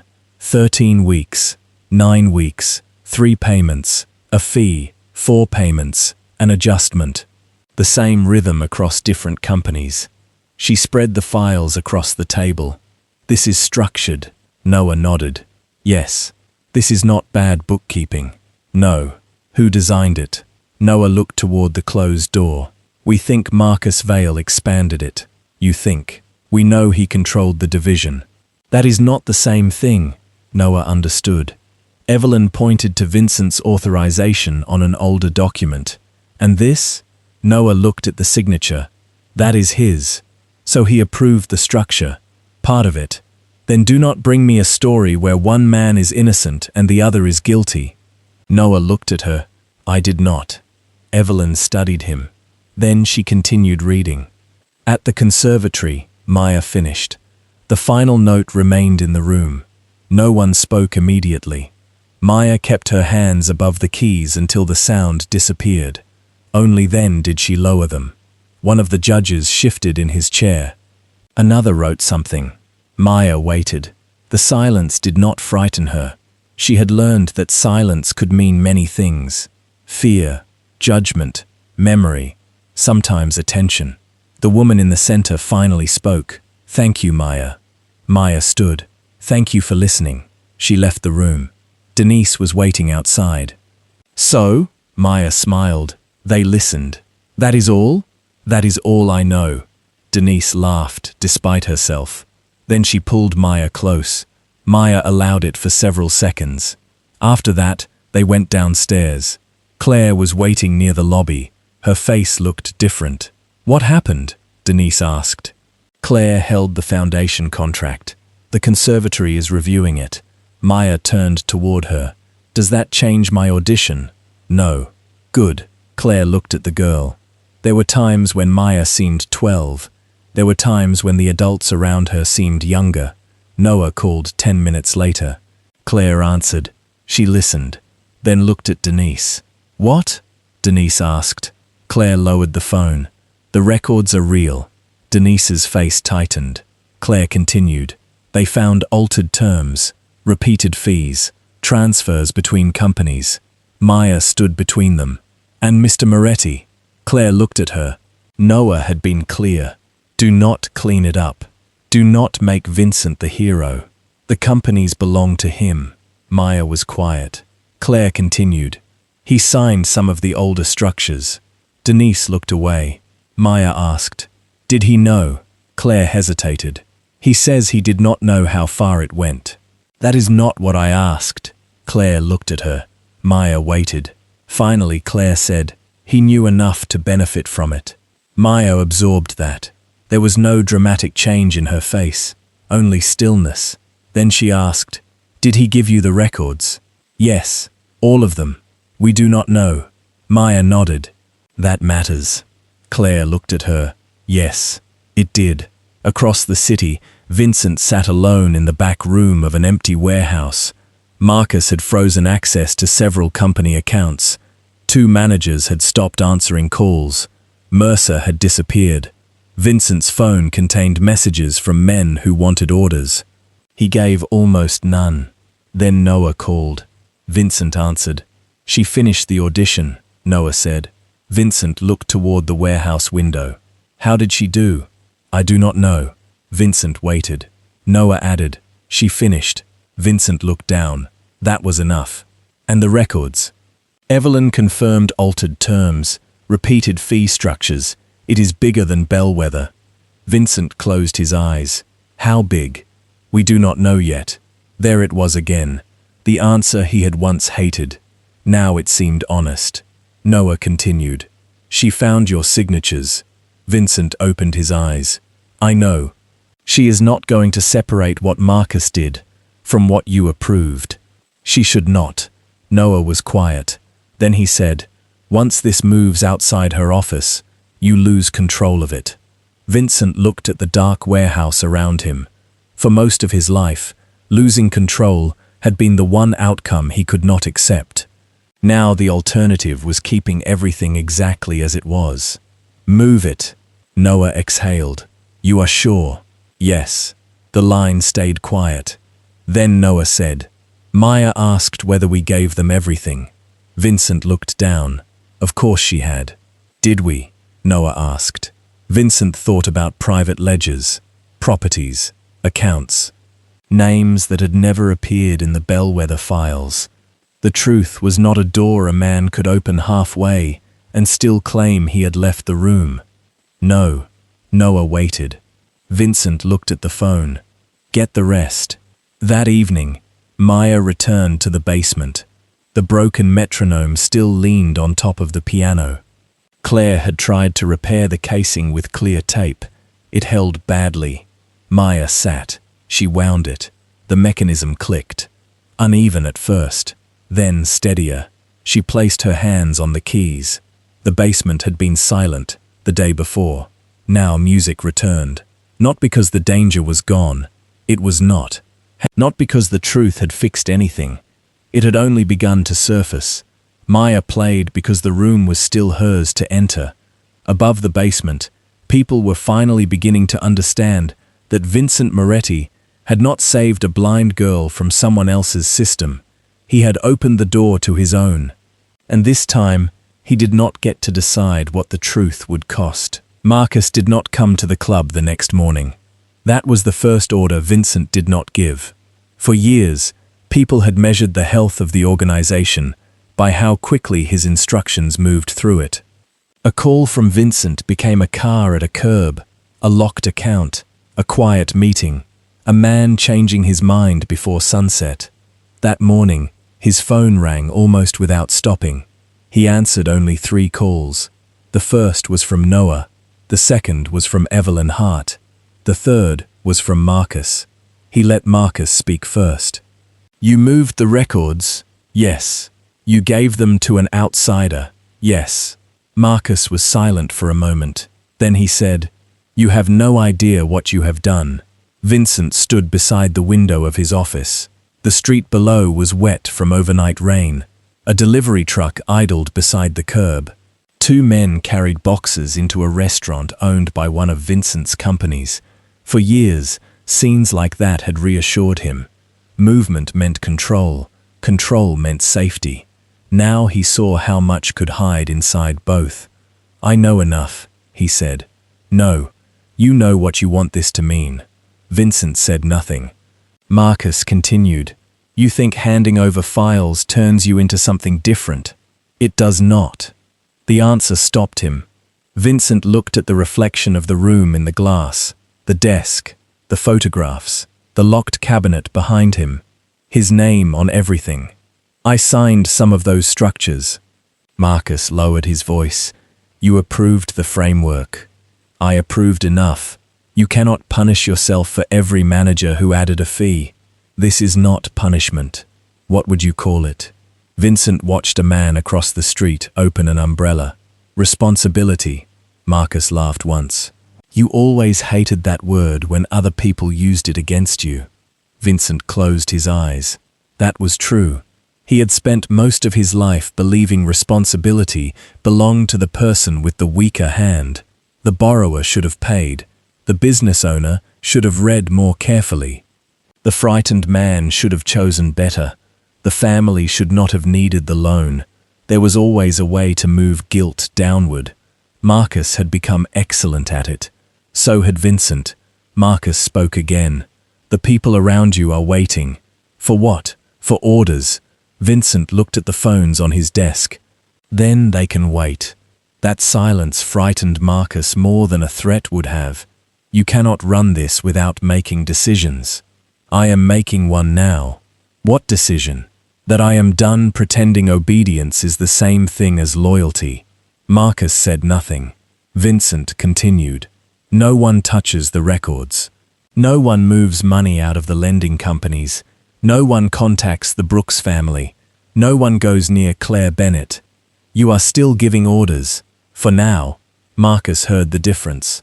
What happens after? Vincent looked down at the street. After, people answer for what they did. Including you? Yes. Marcus breathed out slowly. You have become sentimental. Vincent turned away from the window. No. His voice stayed calm. I became late. Then he ended the call. By noon, the first account had been frozen by an outside bank. By mid-afternoon, 2 attorneys connected to the Moretti companies had resigned. One manager sent a message saying he had only followed procedure.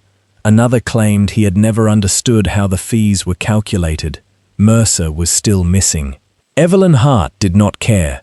She cared about records. Records did not disappear as easily as people thought. There were transfers, emails, versions of contracts, internal approvals, payment histories that repeated the same pattern too often to be accidental. By evening, she had enough to begin making calls to people who could not be ordered by Vincent or Marcus. She made those calls.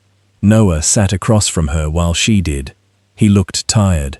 You know this could bring down more than the lending companies. Evelyn kept reading. Yes.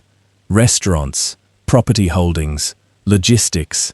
If the money connects, it does. She looked up. Then why are you telling me? Noah rested both hands on the table. For most of his adult life, that question would have had an easy answer. Because Vincent told me to. Now the answer felt smaller. I saw what happened in the basement. Evelyn waited. Noah continued. I watched people walk into a room because they thought his name made them right. And did it? No. Did you believe it did before? Noah looked down. Yes. Evelyn nodded. Then start there.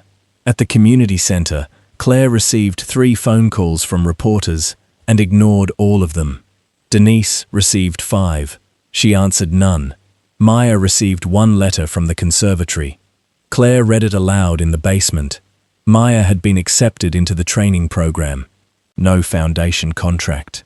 No exclusive agreement. No ownership over future performances. Just the program. Maya listened to the letter once, then asked Claire to read the final paragraph again. Claire did. Maya sat quietly afterward. Denise waited. Well? Maya smiled. I got in. Denise laughed and covered her face. Claire sat beside the piano. For several seconds, no one said anything. Then Maya reached for the metronome. The clear tape around the cracked casing had begun to peel. She pressed it down with 1 finger. Can we fix this properly now? Denise looked at the red plastic case. Yes. Maya turned toward her. You sound like you are going to cry. I am not. You are. I am allowed. Maya smiled. The moment stayed small. That was why it mattered. Across Brooklyn, Marcus stood in the private office of a lawyer who had once handled several Moretti property deals. The lawyer would not meet his eyes. You need to leave. Marcus looked at him. I paid for this office. No, a company paid for this office. Marcus's expression hardened. The lawyer pushed a folder across the desk. I cannot represent you and the organization if your interests have diverged. They have not. They have. According to who? The lawyer looked at him. According to the records. Marcus stared at the folder. For years, documents had been his protection. Now they were choosing sides. Not because paper had loyalty, because paper remembered. By the end of the week, he was no longer discussing strategy. He was discussing exposure, then liability, then cooperation. The language became smaller as his power did. He never begged, he never apologized, he simply kept adjusting his suit as if dignity could still be managed through appearance. When investigators finally questioned him, Marcus said what men like him always said when a system stopped protecting them. We had no way of knowing. The sentence did more damage than silence, because too many people had known pieces. Claire had known the foundation contract was wrong. Noah had known the organization depended on fear. Managers had known debts never ended. Vincent had known enough to stop asking questions. The truth had not been hidden in one room. It had been divided among people who each knew only enough to excuse themselves. That was what made it durable. Denise testified first about the loan. She brought every receipt she had kept. Some were folded, some faded. One had been stained by coffee. Together, they told a story no polished report could erase. She had paid. Again and again. The debt had continued because continuation was profitable. Claire provided the foundation contract. Noah provided internal files. Evelyn connected the companies. Vincent provided the rest. Not just what made Marcus guilty. Everything. Older agreements, private ledgers, properties purchased through debt transfers, records bearing his own signature. When one attorney asked whether he understood that some of the documents could be used against him, Vincent said yes. The attorney asked whether he wanted to review them again before submission. Vincent said no. He had reviewed them for years by refusing to look. He was done with that. Not everyone praised him. Most did not. One bakery owner who had lost his business refused to shake Vincent's hand. A mechanic told him that giving back money did not return the years his family had spent afraid. A woman whose mother had died while still carrying one of the loans looked directly at Vincent and said, "You do not get to become good because you finally stopped." Vincent stood in the hallway and took the words. He did not defend himself. She was right. Stopping was not goodness. It was stopping. Sometimes that was only the beginning. Noah found him outside the hearing room. "They want to know who takes over the remaining companies." Vincent looked at him. No one person. Noah waited. Vincent continued.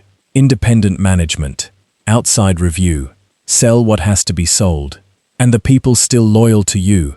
Vincent looked down the hallway. Loyal to what? Noah had no answer. Vincent did. That was the problem. For too long, loyalty had meant protecting the person at the center. Now there could not be a center. Not like before. Noah looked at him. "So what do I tell them?" Vincent almost answered. The old instinct rose quickly. Tell them this, move that, call him, fire her, freeze the account, fix it. He had built a life around being the person with the answer. Then he stopped. "Ask Evelyn." Noah blinked. Vincent looked at him. "And Denise? Denise Brooks? Yes, she hates us." "She has reason to." Noah considered that, then nodded. Vincent watched him walk away. For the first time in years, a problem left the room without an order attached to it. Vincent stood alone. It felt less like losing power than he had expected. It felt like finally learning what power had cost. Months later, the basement looked almost the same. The pipes still ran along the ceiling. The fluorescent light near the storage shelves still flickered when the furnace started. The piano still carried a thin scratch above middle C. But the room no longer belonged to fear. The first change was small. A new lock on the door, then a better bench, then repairs to the pedal, then a schedule posted beside the stairs with practice times for students who had never been able to afford private rooms. No donor name appeared on the wall. Claire had insisted on that. Maya had agreed. The Bellwether Community Arts Trust had been created from a combination of recovered assets, outside donations, and funds redirected from companies that had once profited from debt. The rules were different now. No child signed away future earnings. No scholarship required image rights. No family was asked to trade gratitude for control. Every agreement could be reviewed by someone outside the organization providing the money. It was slower, more complicated, less impressive at fundraising dinners. Claire liked it that way. Denise did too. She now served on the community advisory board. She had objected at first. I do not know anything about running a foundation. Evelyn Hart had looked at her across a conference table. You know what it feels like when one is run badly. That had ended the discussion. Noah worked with the restructuring team. He no longer carried messages for men who expected obedience. He carried boxes of records instead. Sometimes he found that more difficult. There was no single person to impress, no single voice to follow. Decisions took longer. People argued. Votes failed. Then happened again. For the first time in his adult life, Noah had to learn the difference between influence and fear. He was still learning. Marcus Vale did not disappear. That would have been too easy. His name remained attached to investigations, hearings, legal motions, and financial records. Some charges came quickly, others did not. The system that had once protected him had become slow in a different direction. Vincent understood that too. Accountability was not a dramatic door closing. It was paperwork, interviews, waiting rooms, assets frozen 1 month and released the next. Lawyers asking the same question in 5 different ways. People who once stood when he entered, now asking him to sit. Vincent cooperated, not gracefully every day, but completely. He turned over the final ledgers. He surrendered control of several companies. Properties were sold. Accounts were reviewed. Some families received restitution. Others received less than they deserved because time had destroyed too much. A few received nothing. That was the part Vincent found hardest. There were losses money could not reverse. He had known that once, then spent 20 years pretending otherwise. Maya continued at the conservatory. She traveled into Manhattan 3 days a week. The first month exhausted her. The second made her angry. The third made her better. She hated one instructor, loved another, argued about tempo, refused to perform a piece she thought was boring, lost an audition, won a smaller one, learned that being talented did not make every room fair. It only gave her another reason to enter. Her vision did not return. There was no miracle. A specialist identified a treatment that might improve some functional perception over time, but no one promised more than that. Maya listened to the explanation, then asked whether the treatment would interfere with practice. The doctor laughed. Denise did not. Maya agreed to begin, not because she believed sight would make her whole, because more information was still more information. That was how she thought about most things. The red metronome was repaired by an old instrument technician in Queens. He replaced the missing foot, reinforced the cracked bass from inside, left the scratches. Maya had asked him to. The initials remained. E.M. The mechanism still drifted slightly if wound too far. Maya liked that too. Perfect things made her suspicious. One afternoon, Claire found her alone in the basement. The metronome clicked beside the piano. Maya was not playing. She was listening. Claire sat near the wall. You have a lesson in 40 minutes. I know. You are not practicing. I know. Claire waited. Maya smiled. You are getting better at silence. I have had a good teacher. Maya turned toward her. Was that supposed to be me? No. Good. Claire laughed. Footsteps sounded at the top of the stairs, then stopped. Half a second. Maya's face changed. Claire looked toward the door. It opened. Vincent came down alone. He looked older, not dramatically, just honestly. There was more grey at his temples. He had lost weight. The suits were simpler now. No one outside the basement would have called him harmless. He was not. But the room no longer rearranged itself around him. That was new. Maya kept one hand near the keys. You still stop at the door. Vincent looked at her. You still notice. You make it easy. Claire stood. I should go upstairs. Maya smiled. You still do that too. Claire picked up her coffee. Yes. She passed Vincent on the stairs. This time, neither of them pretended she had somewhere urgent to be. Vincent sat in the chair near the wall. The same chair. Maya touched the metronome. You saw it. Yes, it is fixed. I see that. You can touch it now. Vincent looked at the red plastic case. He did not move. Maya waited. Then he stood. He walked to the piano. His fingers rested lightly on the metronome.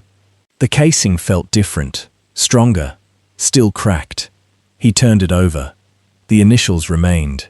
EM. For years, those letters had meant failure. A room he had left. A promise made too late. A sister he could not bring back. Now the object sat in a room full of students. Used, wound, dropped. Repaired. Still imperfect. Still moving. Vincent placed it back on the piano. Maya asked, "Are you staying?" He looked toward the stairs. "I have somewhere to be." "You always do." Vincent almost smiled. Maya placed both hands on the keys. "Then stay for one piece." He sat down. She began to play. The piece was not the one Elena had loved. Vincent was glad. For a long time, he had believed healing meant returning to the moment before everything went wrong. It did not. There was no return. Only what came next. Maya played. The metronome clicked beside her. Once. Then again. Steady enough. Vincent listened. No one applauded when she finished. No one needed to. The last note faded into the old basement. The furnace came on. A pipe knocked softly above them. Maya lifted her hands from the keys. Vincent remained seated. For once, he was not the first person to leave.